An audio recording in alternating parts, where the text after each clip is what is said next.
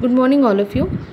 आप जैसा इमेज में देख पा रहे होंगे कि यहाँ मैंने एक सीड को लेके रखा हुआ है। ये राजमा का बीज है और इस बीज के द्वारा मैं आपको सीड के 3 मुख्य जो भाग थे, that means cotyledons, seed coat and embryonal axis, इन तीनों के बारे में मैं आपको समझाऊंगी कि एक जो सीड होता है उसमें आप किस तरह से इन पार्टों को पहचान सकते हो।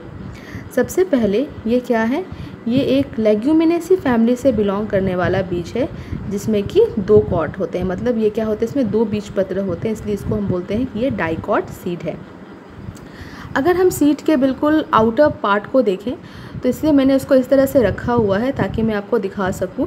देखो, ये वाला जो रीज़न है, दिस पॉइंट, ये वाला जो रीज़न है जहाँ पे मैंने निडल को रखा हुआ है, जहाँ पे मेरा निडल का जस्ट टिप है, उस पोर्शन को हम बोलते हैं माइक्रोपाइल। माइक्रोपाइल के द्वारा क्या होता है, वाटर एंड ऑक्सीजन की जो एंट्री है, ये जो मैंने सीड है उसको रात भर पानी में भिगो कर रखा हुआ है, तो इस बीज में जो पानी और ऑक्सीजन की एंट्री हुई है वो इस पोर के द्वारा ही होती है। जहाँ पे मैंने अपने निडल को रखा हुआ है वो क्या कहलाता है, वो माइक्रोपाइल कहलाता है। तो माइक्रोपाइल आपको समझ में आया। एंड दिस, ये जो स्ट्रक्चर है, ये जो स्ट्रक्चर जिस पे कि मेरा निडल अभी जा रहा है, ये वाला जो वाइटिश कलर का जो आपको इतना पार्ट दिख रहा है, दिस इज़ हाइलम।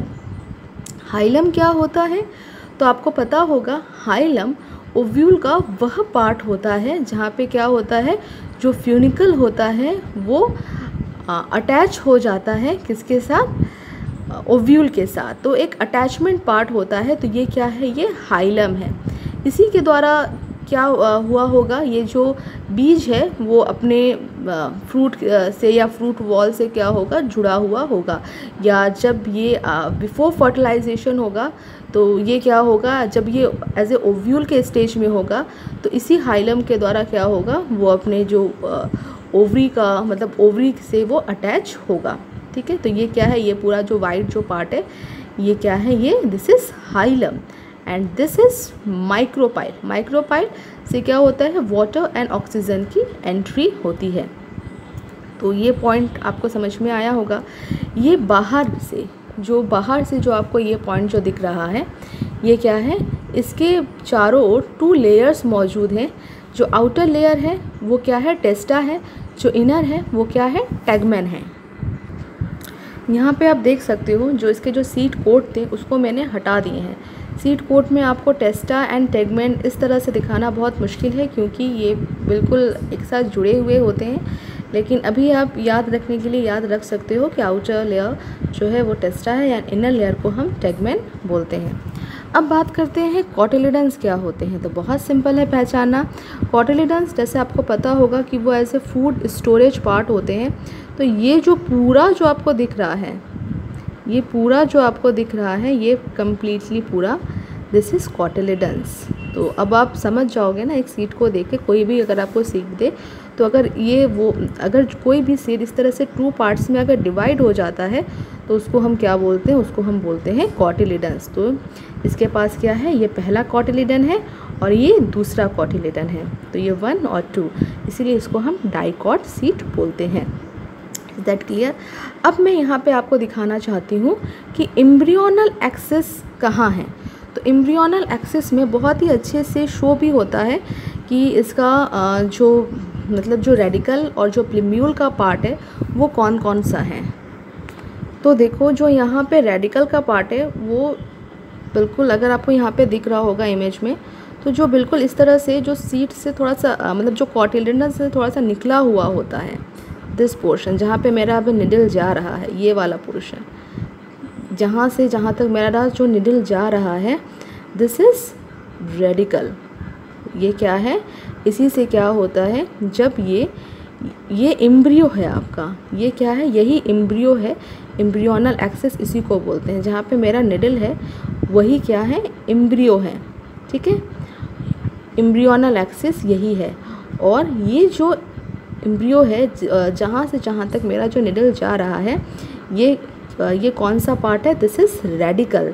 इससे क्या होता है, जड़ का विकास होगा। और देखो यहाँ पे अगर आपको दिख रहा होगा बिल्कुल उससे मतलब कोटिलिडन्स के साथ बिल्कुल चिपका हुआ होता है। दिस अभी मेरा निडल जहाँ से जहाँ तक जा रहा है उसको ध्यान से देखना है, यहाँ से यहाँ तक। This is plumule. इससे क्या होता है, इससे तना और शूट का विकास होता है यहाँ से यहाँ तक। दिस इज़ प्लिम्यूल, ठीक है। तो ये वाला पार्ट, ये पूरा ये लेके यहाँ से, ये लेके यहाँ से यहाँ तक, ये जो पार्ट आपका है यही एम्ब्रियोनल एक्सिस कहलाता है। एम्ब्रियोनल एक्सिस में वह पार्ट जो क्या होता है, बीज से बाहर निकला होता, सॉरी, जो कोटिलिडन से वह पार्ट जो बाहर निकला होता है, ये आपका रेडिकल कहलाता है। ध्यान देना मेरे निडल के डायरेक्शन को। और ये पार्ट जो कि क्या होता है, मतलब एम्ब्रियोनल एक्सिस का वह पार्ट जो कि कोटिलिडन्स के साथ लगा हुआ होता है, वह क्या कहलाता है, ये प्लिम्यूल विकसित करता है। ये जो पार्ट है यहाँ से यहाँ तक, ये प्लिम्यूल विकसित करेगा। तो मैंने आपको क्या बताया, एक सीट में मैंने आपको दिखाया माइक्रोपाइल कौन सा पार्ट होता है, हाइलम कौन सा पार्ट होता है। This is seed coat, this is cotyledons, इसके लिए इसको डाइकॉट बोलते हैं। This is embryonal axis. तो एम्ब्रियोनल एक्सिस में ये जो पार्ट होगा ये आपका रेडिकल विकसित करेगा, और ये जो पार्ट होगा ये प्लिम्यूल विकसित करेगा, जिसको तना बोलते हैं। तो आई होप आपको अच्छा लगा होगा, समझ में आया तो प्लीज़ मुझे कमेंट करके बताना। और आज का जो क्वेश्चन है वो क्वेश्चन ये है, what is the difference between coleoptile and coleorhiza. तो इसका डिफरेंस आप मुझे ज़रूर बताना कि कोलियोराइजा एंड सिलोप्टाइल में क्या डिफरेंस है। देखो जब आप आंसर लिखते हो ना बेटा, तो क्या होता है कि इससे मान लो कि इसका आंसर आपको नहीं पता है, लेकिन इसका आंसर लिखने के लिए, क्योंकि ये मैंने एम्ब्रियो से ही पूछा हुआ है, इसका आंसर आपको मोनोकॉट एम्ब्रियो में मिलेगा। तो जब आप उसको पढ़ोगे तो आपको समझ में आएगा और फिर वो लाइफ टाइम के लिए आपको याद रहेगा। इसलिए ज़्यादा से ज़्यादा जितने भी लोग इस वीडियो को देखें, वो देखने के बाद ज़रूर इसको आप मतलब इसका आंसर आप ज़रूर लिखना, क्योंकि मैं आपके आंसर का वेट करती हूँ। और जब आप बहुत सारे बच्चे आप आंसर लिखते हो ना, तो मुझे बहुत ही अच्छा लगता है और एक मैं सेटिस्फैक्शन फील करती हूँ। और आप लोग देख सकते हो कि कुछ बच्चे हैं वो बहुत अच्छी तरह से आंसर को लिखते हैं। तो आपको ये भी समझ में आना चाहिए कि जो बच्चे क्लास में बिल्कुल मेरिट में रहते हैं, टॉप पोजीशन पे आते हैं, वो क्यों आते हैं। तो आप उनकी तरह लिखने की कोशिश करो ताकि आप भी रैंक में आ सको। ठीक, तो आई होप आपको आज का पूरा समझ में आया होगा। ये भी मुझे बताना कि आपको समझ में आया कि नहीं।